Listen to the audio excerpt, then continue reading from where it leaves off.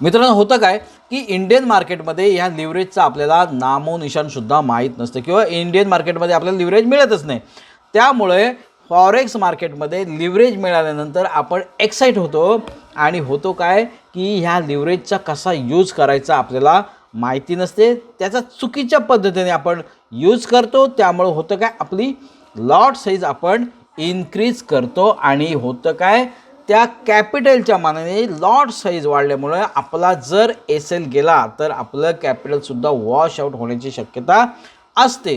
त्यामुळे मित्रांनो, लिव्हरेज घेण्यामध्ये आपण चूक करता कामा नये. पहिल्यांदा लक्षात ठेवायचं की फॉरेक्समध्ये काम करत असताना लिव्हरेज हे 100x कमीत कमी किंवा जास्तीत जास्त 200x घ्यायचं आणि त्याच्याप्रमाणे आपली लॉट साईज मेंटेन करणं गरजेचं आहे.